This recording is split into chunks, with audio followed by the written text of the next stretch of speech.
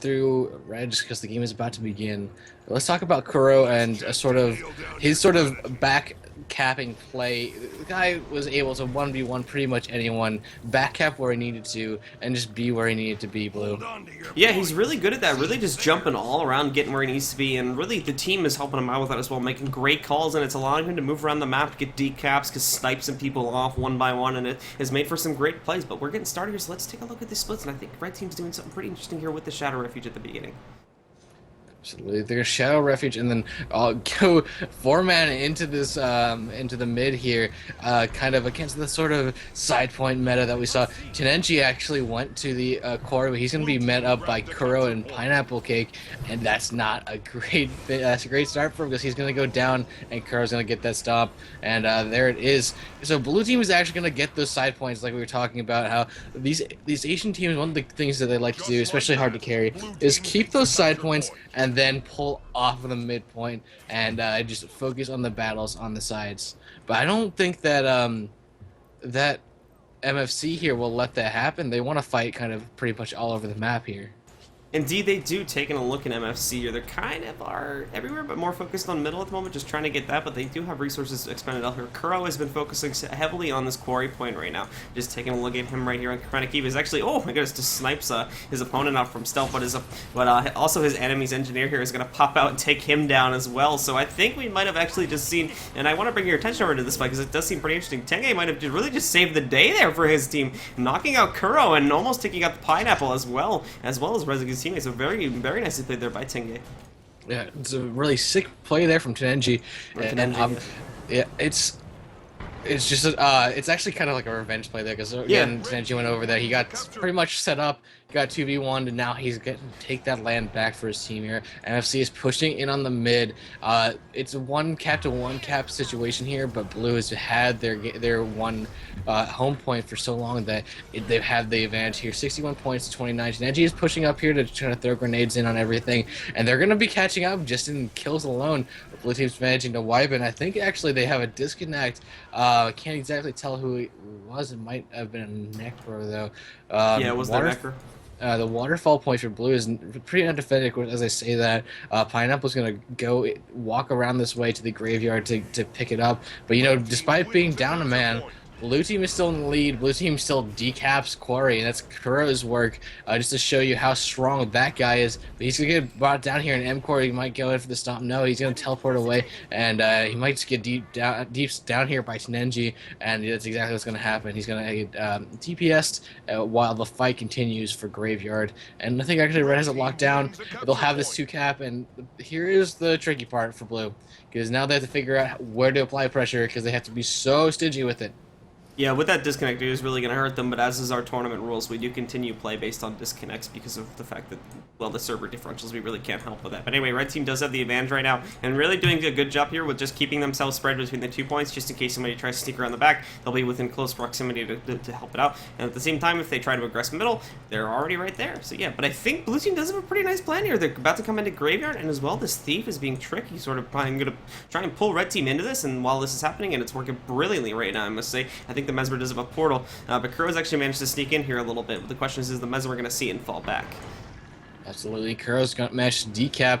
Blue team is the only one with income here, and they're actually in the lead, 112, 113 to 108. Red team is gonna go all in on the midpoint though, and I like to see them peel someone off and go aggress waterfall, because really they can use their numbers advantage here, wipe the enemy team, get waterfall, and then deal with Kuro as a 5-man group again on their home point. But let's see. It looks like Tiberius is finally back.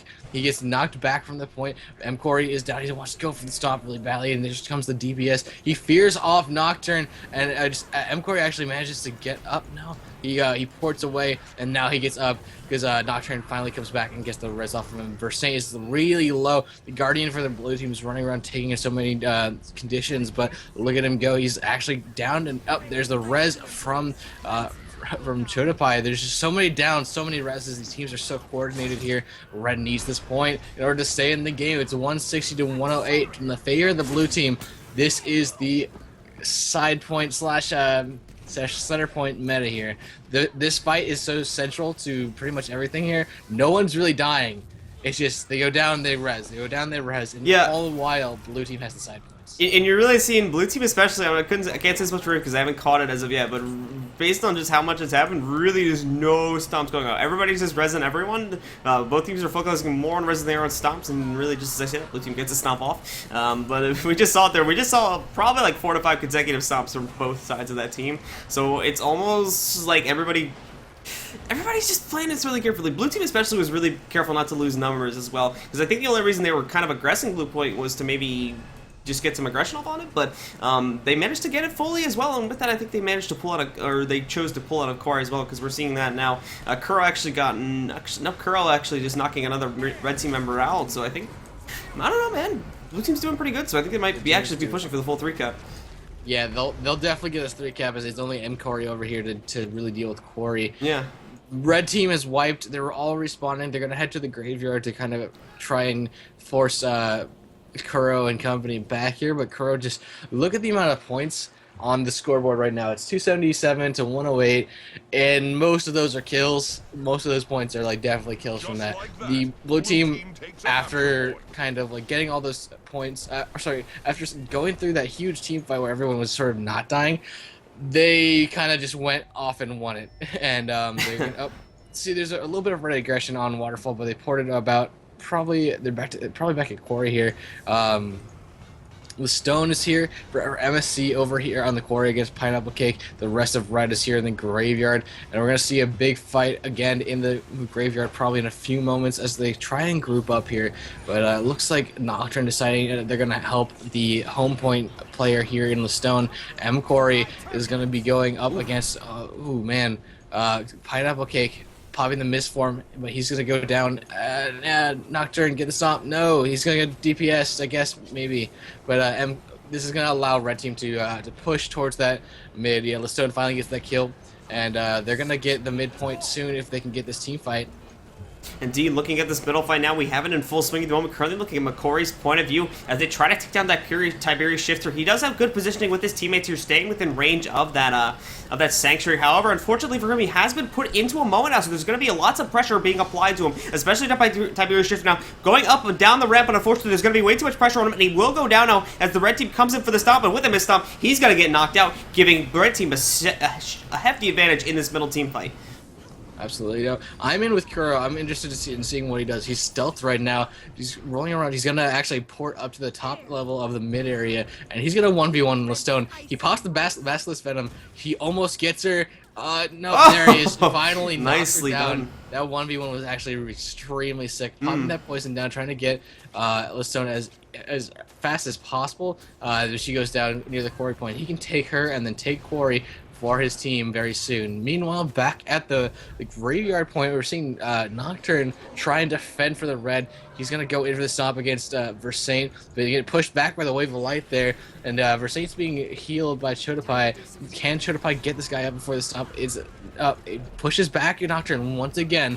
Here's a symbol, and no, Nocturne gets vanished away from Chotapai, but looks like Versailles is still down here. He's in the middle of so many heals and so many stomps, but there's the flag piercing his body. He's going to be respawning very soon, but Tiberius goes down as well. There's another stomp for the red team. It seems close, but again, the blue team is just so far ahead with all these kills and just having these points for so long. It's 435, 436 to 150 in the favor of the blue team. Yeah, it does look like blue team did have a rough time right here with what just happened in that team fight there. Definitely red team came out on top. But in all honesty, I don't think they're worried about it based on what happened. Now, do keep in mind that they have lost all their points. So if red team manages to keep this up, then, well, in all honesty, then they might be able to come back. But for the time being, I don't think blue team has a lot to worry about because they have a little under a 300-point lead right now.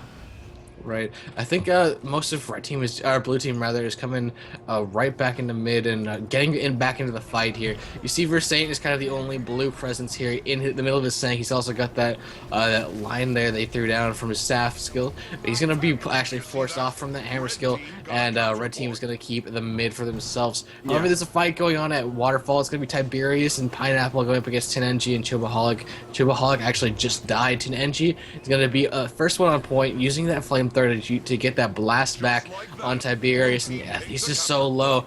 He needs to disengage and get the heal off. He manages to get out of the range of that Dragon Tooth, but yeah, he's gonna disengage here and sort of walk away. And so is Tiberius. He's going to go back to the graveyard as his teammate caps that side point for him. And sorry to interject with you here, but Kuro once more just jumped in there and absolutely wrecked Listone once more, just coming into that middle fight. Really nice Thief that we're seeing here. Very nice ganks that he's pulling off on this map, and really nice mobility as well. Kuro is definitely a Thief to be looking out for in the future here, in addition to today and next Saturday's tournament.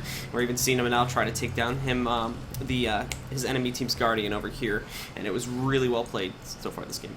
Absolutely. No, he's just, what this guy likes to do is kind of, he pops his Shadow Refuge so much, and he uses that stealth to his utmost, like, ability there, man. To jump in there, a lot of Thieves use it as a defensive cooldown.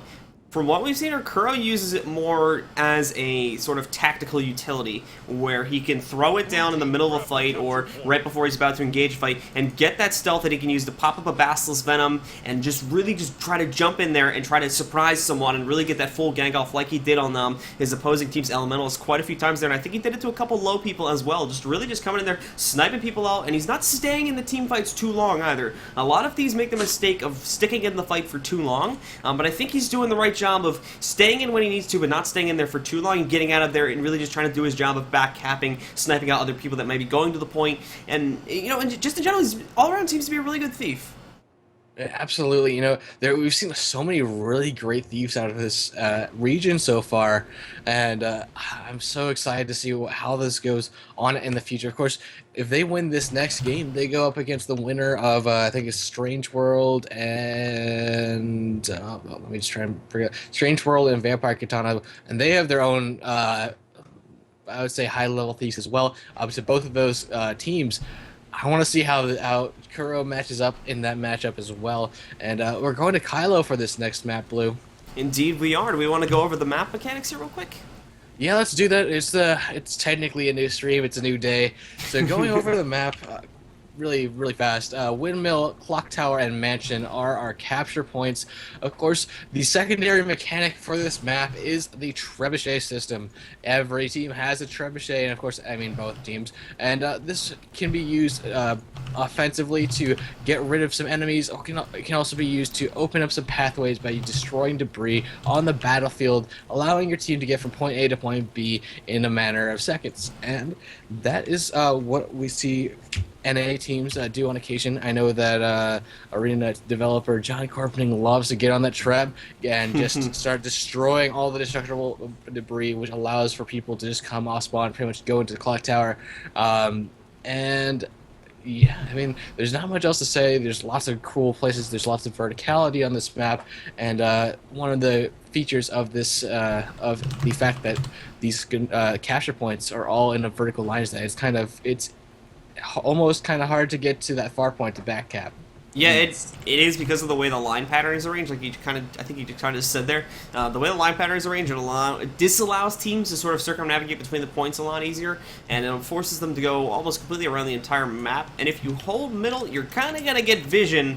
You're kind of gonna have, and I'm gonna attempt to draw. You're gonna have the eye's point of view here to see the rest of the map, and it really helps you to control middle on a point like this. So teams that focus on team fights and whatnot generally tend to get that advantage by holding middle, whereas teams that focalize on backups will sort of have the advantage, well, of being able to move around the map a little bit quicker and maybe be able to work around that disadvantage of the line pattern. Absolutely. Now this match is about to begin. I don't think we're seeing much change up in terms of composition at all from either of these teams. I'm really, man, Kylo is one of my favorite maps. It's, oh wow, I think, oh no, I just saw Pineapple actually switch into his scepter dagger out of his staff, and I thought he was like down a weapon, which is something actually. Remember that one episode of Service Stomp where you went in with a single dagger? Yes. Yeah. That is something. Yeah. Anyway, so Kuro popped that stealth for his team, and they're gonna go in on Windmill here. I'm watching Tenenji be the victim right now. He is getting blasted down. Wow, and They actually saved him with that yeah. portal, man. They actually extracted him there with that portal. That was pretty nice. Unfortunately, with that, they are going to lose the point. And there is still contention at middle, so obviously Red Team is going to be at a pretty serious disadvantage here as well. But he did just actually come in here and snipe out Kuro. I think Kuro's actually still alive right now. But he actually came in there and tried to get a stomp off on Kuro. Versane, however, is still in here. Unfortunately, Kuro took a little bit too much damage there. I believe Red Team Trev is shooting in here at the moment, so that is obviously going to be a detriment to them over there. Tiberius as well is down below middle point, so that's going to be a disadvantage. It does seem that Red Team... It's actually a little bit hard to tell who got the advantage here in this opener. Both teams are at disadvantages right now. I would say blue team kind of has the advantage. Because red team, you see the Stone fighting for windmill right now, but the rest of her team is kind of like it's only Tenenji on the way. Most of the team is caught up here in the mid, and it's like, okay, we've got side point focused team versus midpoint focused team. The side point focused team will always win because they have more points. Indeed. And this is what I think we're kind of seeing here. We're seeing Pineapple on the mid against Nocturne, and that's just to keep Nocturne there. Just to keep numbers in the mid, and of course Pineapple has gone down. Actually, Tiberius and Versane have also gone down, and this is something that I don't like to see from Blue Team, because they're going to lose their lead if they keep up this way. NG man is not exactly up to Resing Lestone. She'll get up on her own, though. Kuro's going to go down. So many people are down on this map at this point. Versane finally actually gets up. Tenenji's about to go down, and he needs to get the stomp on Kuro. And no, he goes in the down state, and Kuro's attempting to be a resident. Lestone getting that earthquake there, popping the mist form. And no, Kuro gets up, rallied off of the body of Tenenji. That mist stomp did not go off for Lestone. Kuro's going to retreat right now. Let's go back to Lestone and see the fight here on Windmill. Their Saint is doing a great job bunkering here, as well as we got Chotapai doing general mesmer work, keeping those shatters going, and the Stone is just having a hard time. Look at how low her health is. She's just over 1k. God, man, she's down, man. Here comes the Dragon's Tooth on her body. She's gonna pop the mist form and try and get back behind the wall here so that teammates can res her, and she might actually be able to do so. But no, here comes Chotapai with some damage here, trying to keep Tenenji from getting up. But no, she gets up, and she's gonna try and deal with Versane as well here. And this is just a testament to Blue's fighting back, their ability to fight back, rather. They're still in the lead, and I mean, they're just keeping right on the back foot. You're seeing Lestone finally get on the point, but there's 3 people over here for Blue, and it looks to be like 4 for the red team. It's just, to say the least, it's been a very back and forth fight over here at Windmill. Despite the fact that Red Team has not managed to decap it yet, we've seen downings go down on both sides of this on the end of this fight so far, and it's been going for quite a few minutes now. Like there is still, I think we have a bit of a stalemate at middle, but no clear winner here as of yet. Even with Treb shot still firing in from Blue Team, I think actually it was coming in from Red Team, but I think the Treb was just killed. Yep, Kuro actually just broke that down. He killed M. Corey to do it, and he's actually trying to hunt down M. Corey right now for kind of a double kill on him. You look at that use of stealth on Kuro, popping in and out like it's nothing there, and he's going to be going, trying to do a thief-on-thief battle here, which is pretty ridiculous. Of course, the fight at mid has no end in sight. It's Nocturne versus Tiberius, it's Guardian versus a Necro, so it's going to be condition versus condition clear. It's kind of almost, actually, Nocturne's going to be going down very soon. If Tiberius keeps on him, yep, yeah. There it is. He can stop, but the wave of light will come out probably. Nope. He tries to juke. Oh, he jukes it. Rolls out of the way, and he's going to come down and try and get that. Listo comes up to get the point, but Chotapai is going to say no. This actually might be a 3-cap for the Blue Team momentarily, as they're up 229 to 89 in this game, Blue. Indeed, they are. We did also have that Kuro versus McCory fight. Unfortunately, kind of dissipated there. McCory seemed to have backed away from that because there was reinforcements from the Blue Team. But now we do look like we have Red Team somewhat grouping up to either head into Watchtower. Or, no, it's a little. I think the main bulk of Red Team is going to be heading into Clock Tower in just a couple seconds here, whereas their Thief is still going to be heading into Windmill, possibly. That we could see here as well. But Kuro is going to come back to counter that again. We could see this Thief fight. I actually really want to see this Thief fight. Thief fights are probably like one of my favorite things to see. So I'm kind of hoping that that we do see Mercury engage it, but this is like watching Dragon Ball Z, dude. It's so because you have M. Corey who's like, I don't want to engage, I'm gonna warp away, and Kuro who has him targeted. As soon as he sees him warp, it's like instant transmission, man. So you're seeing this fight over here, and then they warp and fight over there, and it's, oh my god, it's so good. And now McCrory's not in the wrong to run away from this either, mainly because of the fact that he should be doing other things supporting his team. But Kuro, because his team has the 3-cap, is actually doing the right job, whereas McCrory should be trying to get out of here because he needs to get to other points in order to get ganks off. Oh, but that thief fight does end with Kuro coming out on top there. He's actually just going to run away and leave the body down there. And with that, we actually have 4 down bodies.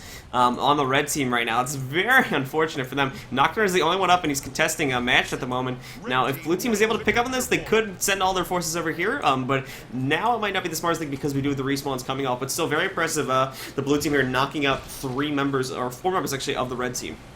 That would be, oh my god, Nocturne is doing a great job bunkering. The control with the hammer is really on point. Managed to get Chotapai off, and he has Mansion for his team, but he's unfortunately fear walled out, and Tiberius is in here to do more damage on Nocturne again. These guys are kind of like mortal enemies, but as you were saying, Mcorey versus Kuro matchup where Mcorey is running away. Yeah, he's not exactly, he's not in the wrong to do that. He really does need to be out on the map away from the enemy thief, and just the fact that Kuro is kind of running an anti-thief build. Not really build, but that's just what he's doing. No, he's not. And Corey, because we just had Corey take out Kuro there, so very nicely done indeed. He got the jump on him, man. And those are those thief on thief fights. They really just they can last forever because they'll just be dancing around each other. It's kind of like warrior on warrior fights too, which you almost never see those. And those are like a ballet dance. The same thing with these thief fights. But they can go either really long or they can be really short. And because McCrory managed to take him out there, he's also going to get the decap at mid. And it's curious to me that no one from blue is actually on mid. So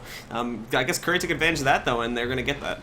Yeah, but there's a huge fight going on in Windmill. We're going to see this again. Looks like Versailles got mowed by Chobaholic, but he's going to come out. He's going to be fine as Pineapple Cake is rolling around to do damage as well. And we're going to see what seems to be Listone over here. The shatters go off. Pineapple Cake is doing lots of lightning damage to Chobo. It seems like this is going to be an interesting 2v2 over here as Chobo tries to run away, but Pineapple Cake is trying to chase him down, and he's going to go down momentarily, going through that warp field there, and he's going to get the stomp. Can he? It's going to be close. Chobaholic actually goes down.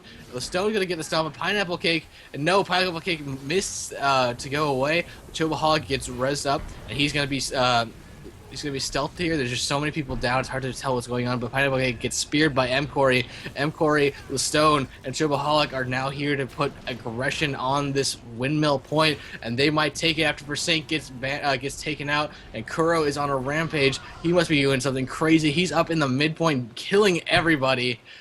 We gotta, man, there's just so much stuff going on here, but it's an amazing game. To say the very least, that means Kuro's been involved with a lot, if not the most, of his team skills. I kind of wish we could see, like, kills involved per player, because I'm sure Kuro would easily be on top. Just looking at the scores themselves, he's actually more towards the bottom, but I'd really be interested in seeing kill numbers for this right now, because Kuro's got to be in the top on that one. And the very Kuro least, just killed Mcorey again. Yeah, he just killed Mcorey again, really being the thief hunter here. But anyway, it does look like blue team is going to win this one in the next 5 seconds, unless red team decaps. We are kind of seeing it towards the end here, where red team does actually get it together towards the end, and get the sort of cap advantage. Unfortunately, oh no, we did have the decap go off. But look at 499 points left for blue. If they kill anyone, they win. Yeah, the red team cannot die. So I'm sure everyone for red team is being super careful right now. Tenenge is 1v1ing, not smart in this scenario. Like, in all honesty, it's extremely unlikely that the red team can come back from this. But if they do, it would be pretty damn incredible. And anyway. Of course, Kuro, look at him. He stands alone on the windmill point, and the second he gets this, his team wins. And I think this is it for blue here. They're gonna, there it is. They win. Yep, blue team there they go. Carried by Kuro. Amazing job by everyone here. This was a really entertaining game. Probably one of the best that we've had all day / night. And we're just getting started here on Saturday. Indeed. That's gonna be the. I think that was. Yeah, that's gonna be the end of that one. HTC is gonna move on. Our hard to carry rather is going to be moving on into the, I think at this point it would be trying to keep up with it here. Into the winter finals. Yeah, into the winners finals actually. They're moving on to be taking on the winner of our next match, which is going to be Strange World versus Vampire Katana. And let me switch over to our webcams here real quick. There we go. So with that, that's going to be the end of that set, guys. But we still got plenty of matches coming up for you next. So, but unfortunately, we will not be seeing any more Hardy Carry today. They're in the winners finals, and that is going to be saved for next week. But we still play more matches today. In just a second, if you do have our brackets up with you, we're going to be going to match H in just a minute here. That is going to be Strange World versus Vampire Katana. Both those teams are extremely good. Strange World especially had some extremely well played. And Vampire Katana, their Thief, who's probably had some of the best plays we've seen of all today. And beyond that, we still have the two losers bracket matches to play from today as well. But we're going to take a quick break to set up the server and all that. And yeah, so stick around and we'll be right back.